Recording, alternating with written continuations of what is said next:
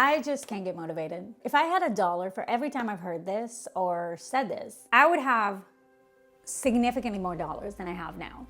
So, and look, I get it. You know what you need to do. You can see the thing. You can picture it. You can even picture yourself after having done that, being all relaxed and accomplished and smug and, I don't know, drinking tea or getting a massage or something accomplished people do. But does that change things? You still can't do the damn thing. You're still here on your couch watching your 4th consecutive video about ADHD and motivation, not doing the damn thing. So, which, by the way, is so on brand for us. So like, check. Today, I want to tell you something that maybe you don't believe. Maybe you don't even know it. Maybe you know it and believe it, but you need to hear it again. You're not lazy. And I'll take it a step further. You're not even unmotivated. Yeah, I know. I can hear you starting to argue, and I'm not going to let you do that because I'm going to prove it to you. So, hi, I'm Emma. I'm an ADHD coach and philosopher. I have ADHD, and I've been researching ADHD for the past 20 years. Which is either super impressive or a cry for help. Honestly, it might be both. What isn't? If you're new here, welcome. This channel is basically me figuring out your brain so that you don't have to do all that dirty work. If that sounds right up your alley, subscribe. Okay. Your brain, the dopamine thing. ADHD affects your dopamine system. Dopamine is a neurotransmitter, a chemical messenger in your brain, and it's responsible for 2 big things: focus and motivation. I know, right? In a neurotypical brain, or a brain of someone without ADHD, dopamine shows up when you anticipate a reward. So you think about doing something, your brain goes, ooh, reward incoming. Dopamine gets released, and now you have the drive to actually start doing the thing. It's automatic, you don't think about it, it just happens. In an ADHD brain, that system is dysregulated. It just doesn't work as reliably. That signal is inconsistent, which is why you can spend 6 uninterrupted hours hyper-focusing on something you care about, but are still dreading and unable to write that one email. That email would take, what, a minute? You've been thinking about it for like 9 days. You've written it in your head like 17 times. Can't do it. You open it, you look at it, and then somehow you're deep in the throes of watching Parks and Rec bloopers, and you're like, what?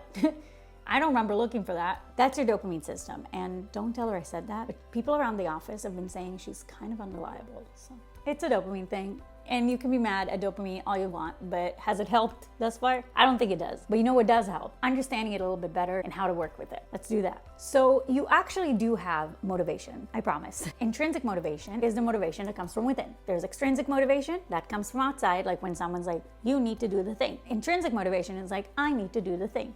Very simple, right? You have intrinsic motivation. I know you don't think so, but you do. I want you to do this for me. Think about one thing, anything that you've been putting off. Could be cleaning your apartment, could be writing an email, could be texting your mom back, could be making that phone call that you're supposed to do and you've been planning on doing since like the Obama administration. Whatever it is. Think about it. You have it in your head. Now, I want you to imagine that you choose to never do it. You actually choose to let it go, never do it. I'm never gonna do it. I take it, I put it in a little box, I decorate it or something, I put a bow on it, I tie it into a balloon and I let it fly away and I watch it fly away. And that's it. I'm the kind of person who doesn't do it. That's it. That's who I am. That's how I am. Fuck it. Fuck it. Fuck it. Imagine, just imagine it. It's not your thing. That's it. Bye. How does that feel? Honestly. Now, if you're like most people with ADHD, it probably doesn't feel the way you thought it might feel. What you thought it might feel like is like, whoa, I think I feel good. I think I'm done.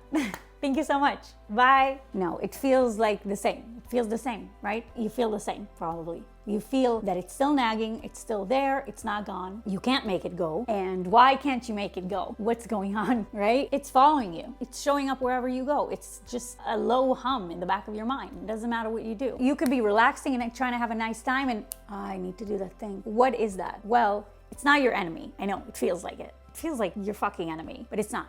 It's actually you, yourself. That's you, caring about yourself. That feeling came from inside you. I promise you, nobody put it there. That is motivation. It just doesn't look or feel the way you think motivation should feel or look like, which is that feeling when you really feel like doing something or are excited to do something or something is new and you're like, even if it's hard, I'll do it, that kind of thing. That's also motivation, by the way. But this is also motivation. Both of them are real, both of them count. It's just that one of them you've been treating like a threat. You do have it, intrinsic motivation. But before we talk about it, let's talk about extrinsic motivation and why it works so damn well for ADHDers. A lot of us ADHDers do really, really well with accountability or extrinsic motivation. A friend checking up on us, body doubling, which is when someone is doing whatever the fuck they want to do right next to you while you do the thing you're supposed to do. A coach, something or someone external that gets them moving. Never stop using that. Use whatever works. There's a reason I do what I do. I love helping people do their things. But why does it work and how does it work? Well, a lot of us always think that accountability and stuff works because we feel like otherwise we would be disappointing the person. So we need to make sure we don't do that. But if you think about it, that's not it. It's actually kind of a bridge to intrinsic motivation. So accountability basically reminds us that we care. When a friend texts you, did you end up cleaning your office? If you say no, is your friend gonna be disappointed? It's not gonna change your friend's day, and you know that. But are you gonna be disappointed in yourself?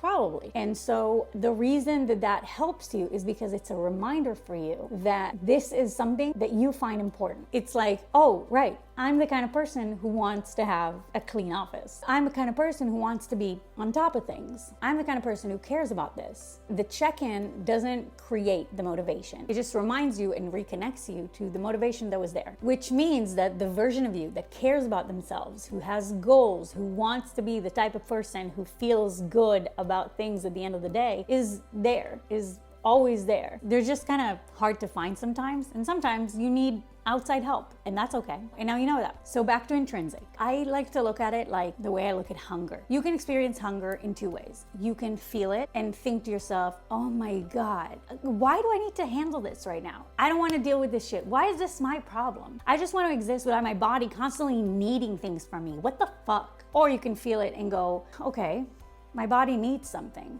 Time to take care of it. One of these actually gets you fed. The other makes you feel bad and keeps you hungry. That feeling you get when you think about the thing you haven't done yet works the same way. That gross, heavy, I genuinely would rather do anything else but this feeling isn't a sign that something's wrong with you. It's a sign from your body, from your brain, that something wants your attention. If your brain pings at you that you probably should do the thing, it's not trying to guilt you. It's not trying to shame you. It's probably just sending a reminder. And the move, the almost embarrassingly simple move, is to catch that feeling before you reach for your phone and start doom scrolling. And instead of running away from it, to go, okay, this means I care. And if I care, I can do something about it. You don't need to be excited. You don't need to feel motivated in that movie montage way, though you can pretend it's a movie montage, just put some music on. But what you really just need to do is notice the hunger or reminder and start. Okay, but practically speaking, what does this look like in real life? The goal is not to get rid of the feeling. The goal is to stop being afraid of it. Because right now, whenever it shows up, your brain treats it like a threat. And when you see a threat, you run. That running could mean a bunch of things. As I said, doom scrolling, watching something on TV you weren't gonna watch, organizing something you weren't even interested in organizing, which is super weird. Just organize the thing you wanted to organize. Like, you get it. But the thing is, that feeling doesn't go away, does it? It just finds a place to sit in the back of your mind, and it's doing that low hum thing that you hate, and it's gonna come back when you least want it to, like when you're trying to go to sleep. But if you know what that feeling actually is, if you know it's hunger, if you know it means you care, then it stops being a threat. It becomes a tap on the shoulder or something slightly less annoying. Just like, hey, this matters to you. Remember? That's it. So next time it shows up, first thing you gotta do is just try not running from it. Just for a second. Just sit with it long enough to kind of listen to it. What does this tell me about what I care about? Because a lot of times the first thing that's gonna come to mind is not gonna be what you care about. It's just gonna be some kind of fucked up version of it. But what does it tell you about what you care about? That can help you simplify it, because telling yourself, I need to clean the entire house, is not gonna help. But if you understand what that tells you about what you care about, I care that things are in their place, or that my field of vision is clear, then you know what first step you could take that would help you just enough. And for ADHDers, the first step is often the hardest, and from there on out, it's like a snowball. It's good. So once you figure out what it is you care about, you figure out what the smallest first step or version of it could possibly be. The email doesn't need to be perfect. The text back doesn't need to win a Nobel Prize. The apartment doesn't need to be spotless or to be in an architectural digest. You just need to start. That's all it takes for the ADHD brain to feel that it's possible to ever continue. So as I said, you're not unmotivated. Your brain just needs a different on-ramp than most other people. So what? Now you know where that on-ramp exists, and you know you shouldn't be afraid of it. That feeling you've been running from isn't your enemy. It's just you caring about yourself. And that's fucking awesome.